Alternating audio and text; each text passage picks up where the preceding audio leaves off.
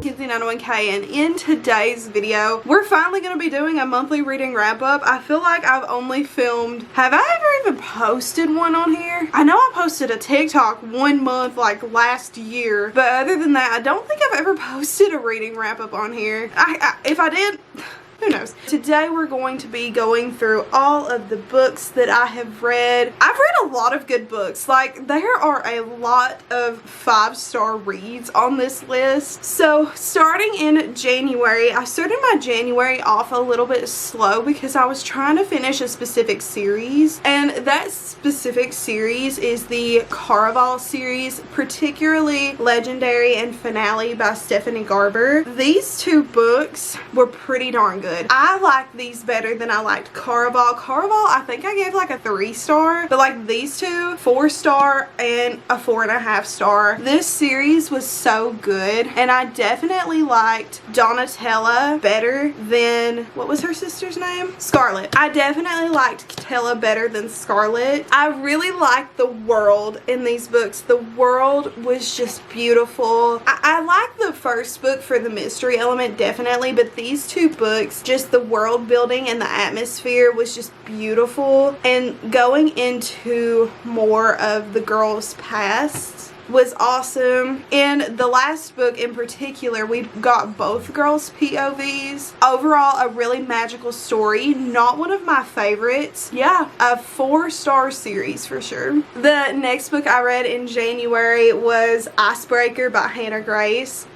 This was a 5-star read. I was obsessed with this book. I know I said, I think a couple videos ago, I'm not really a big romance reader, but it changed the game, especially it being a sports romance. I had never read a sports romance prior to this, but wow, I was impressed. I really liked him a lot, and it was like a reversed Grumpy Sunshine, where she was really grumpy but he was like a golden retriever. The way it talked about mental health and things like that was also amazing. I was just blown away. And my boyfriend was actually playing like a hockey video game. He was playing like the NHL game, and it was so fun to like watch him play that game while I was reading this. It was so fun. I definitely think you guys should read this if you're looking to get into a sports romance. It's really good. It gave me Step Up vibes, if you've ever watched that movie, where he pretty much has to fill in for her as like her like dance partner. That was like the same thing here. Love this book. 5 out of 5 stars. So good. Okay, and the last book I read in January was By a Thread by Lucy Score. This was recommended to me by Sarah Caroli, and Lucy Score is one of my favorite authors, and it's also one of her favorite authors, and I was just like, I have to read it. Like, I have to. If Sarah Caroli recommends it, I have to read it. It was so good. I also gave this book 5 stars. I loved it so much. And the Grumpy Sunshine, I'm a really big Grumpy Sunshine girl, and the guy was actually grumpy in this one. And the girl was really sweet, and just their banter, oh my god, their banter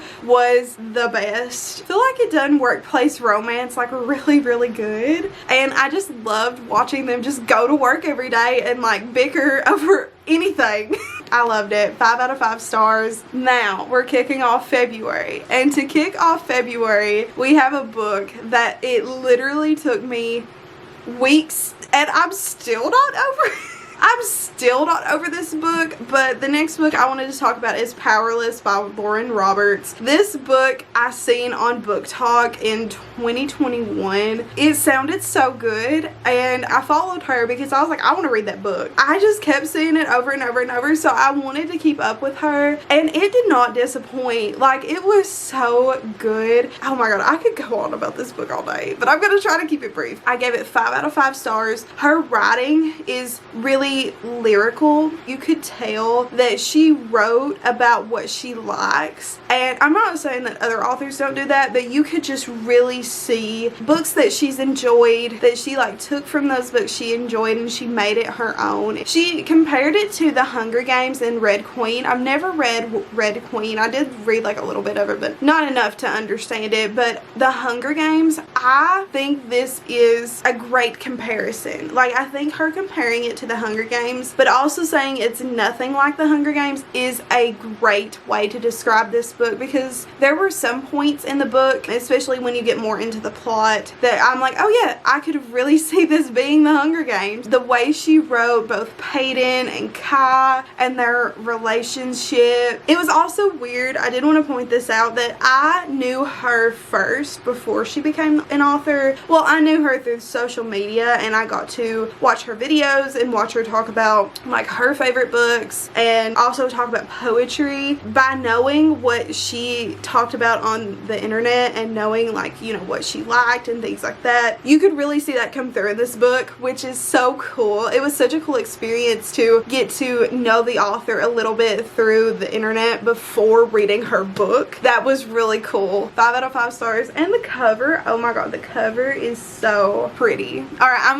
gonna shut up about this book now. Just go read it. The next book that I read was a manga, and it was Spy X Family. This was so fun. I had just got over reading Powerless, and I didn't want to jump into a book just yet, so I picked up Spy Family and I loved it. It was so good. Twilight was so interesting, and the little girl, oh my god, what was her name? Anya. That was her name. Anya was awesome. It was just so cute, and I cannot wait to watch the anime. I loved it. Like, I gave it, what did I give it? I gave it a 4.5 out of 5 stars, and I cannot wait to read the rest of them. I cannot wait for a certain thing to come out, and it was so good. This was a really great manga. The only other manga that I had read was Creepy Cat before I read this, and Creepy Cat, it was good, but it was confusing because it was kind of told like as a montage. Like, it wasn't really like a specific plot. It was just kind of like a bunch of different things just mixed together, but this is a specific plot. I cannot wait to read the rest of the series. Now for the book that kicked me in the tail this month was Akabath! Oh, one word, Rhysand. I can't even voice how much I love this book. So this book, if you guys don't know, is the second book in the ACOTAR series. It follows Feyre's journey after what happens at the end of ACOTAR. It was so interesting to see what happened to Feyre after the ending of ACOTAR. She was definitely out of her comfort zone, and throughout the book you just kind of like really started seeing her get more and more comfortable. And Rhysand, you got to experience Rhysand. He was so good to Feyre, and literally the song, and this is a spoiler, so I'm gonna give you no context, but it's still kind of a spoiler. The song that describes him is Mastermind by Taylor Swift. If I could pick any song to describe Rhysand, it would be Mastermind by Taylor Swift. Okay, anyway, I did also want to mention Velaris. Like, someone, let's go. Let's go to Velaris. Chloe, we're taking a trip. I wanted to be there. Like, the way that the city is described is beautiful. The friendship dynamic, I feel like we didn't get a lot of it. We got enough, but I feel like we didn't get a ton of it, and I feel like more is definitely going to be coming with ACOWAR. Wow. I was so impressed with this book. I was so scared to read it because it is a commitment, but it was worth it. Especially the last little bit of the book was so good, and the cliffhanger. I need to get through my TBR so I can read ACOWAR. I loved it. 5 out of 5 stars. Rhysand alone was worth the 6-star read. Literally. Next, we have X's and O's by Amy Lee. I was going to do a video where I was going to be reading romance books for a week, but that video just never saw the light of day. So I did read a few romance books though. This was the first one that I read for the video. I read this in one sitting. It was so good, but looking back on it now, I do have a 4 out of 5 star on here. I think I would actually give it like a 3.5 star because I didn't really like the guy all that much. I felt more of like a friendship dynamic between them. Just didn't hit. But it was still cute. I love Tara because she was a book influencer, and here I am, book influencer over here. But that part was so fun. It was so fun to see how an author took a book influencer into their perspective and put it in a book. That was so cute and so fun. It was fun. It wasn't my favorite, but it was cute. The next book that we have is The Fine Print by Lauren Ashley. Asher. If you guys watched my halfway reading wrap up last year, I talked about the fine print and I said that pretty much these two vibes are so different. It was just not the vibe, and it wasn't at the time. I did get about 100 pages in and I was gonna pick it back up. Here we are, picked it back up. I will say my thoughts have changed. Because the guy did get better as their relationship develops. He develops really good feelings for her, and it's Grumpy Sunshine. She kind of like opens him up to the world, to her world, and he's just like, wow, dang, I really like this girl. For that, I'm giving it a 3.75 star. It was still a good book. I still enjoyed it in the end, so that's all that matters. I did DNF one book this month. It was just something that I just was not in the mood for, and that was Indigo Ridge. It was interesting. It had that one night stand trope in it. It worked. I mean, it worked out fine, but I don't know, it really got slow for me towards the middle, and I think I'm like over halfway through it. I think I'm about, according to my Kindle, 66% of the way through it. So I like the town. I love small town romances, so I thought I would enjoy this book, but I didn't enjoy it as much as I wanted to, and the rating that I gave it before I DNF'd it was a 3 out of 5 star. I loved Wynn, I loved Griffin. It was average.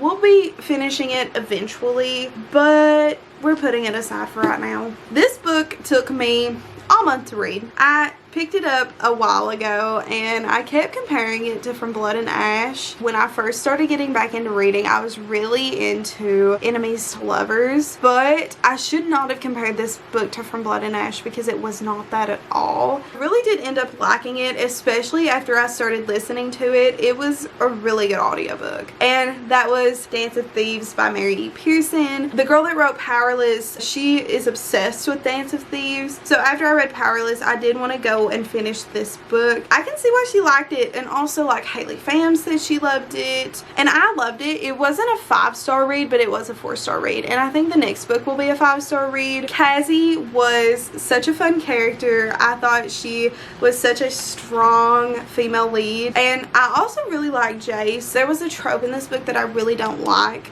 You can skip ahead a little bit, but it was definitely the miscommunication trope. I hate that trope. Miscommunications are so annoying. Other than that, once again, a good book. I'm gonna read the second one eventually. I don't really have plans to read it right now, but I did like the way this book ended. We'll see what type of adventures Cassie and Jace get up to in the next book. Alright, we have made it to the final book, and that is Once Upon a Broken Heart. The Caraval series did not do it for me, but Once Upon a Broken Heart it done it for me. It done it for me. It was so good. I gave it 4.5 stars. Oh my wow. It was like reading a fairy tale, and I love fairy tales. It follows the Prince of Hearts from the Caraval series. I do definitely recommend that before you pick this up, you read the Caraval series, especially the second and third books, but you do also get to see some of the characters from Caraval in this book, which was really fun, and I really adored it. Evangeline was so fun, and she was so like daring, and she was willing to risk it all at one point to find happiness. And also, look at this cover, guys. The Prince of Hearts himself was really interesting, especially after what happened in the Caraval series. Just seeing him kind of dealing with that and still being like a very grumpy, angry person. Definitely liked Once Upon a Broken Heart better than Caraval, and I am going to read the second book soon. I'm kind of wanting to hold off on it because the third book does not come out until September, and that is so far. Yeah, this was one of my favorites this month as well. Not as big of a favorite as a few others, but still really good. I did some fan art. I did draw my version of Evangeline, and I'm gonna put a picture in. If I make fan art for a book, You know I really like the books. I do not do fan art. That was every single book that I had read in January and February. I'm gonna be doing another one of these in April, at the end of April. Yeah, I'm very excited. You guys can see my little TBR back here for March. I'm very excited. But anyways, my camera battery is flashing, so I'm gonna go. Thank you guys so much for watching this video. Comment what books you are reading this month and leave me some good book recs, and I hope you guys do check out some of the books that I mentioned, and if you have read them, let's chat about them in the comments. Like and subscribe and tap the notification bell because it is almost springtime and I am going to be filming so many cute spring videos.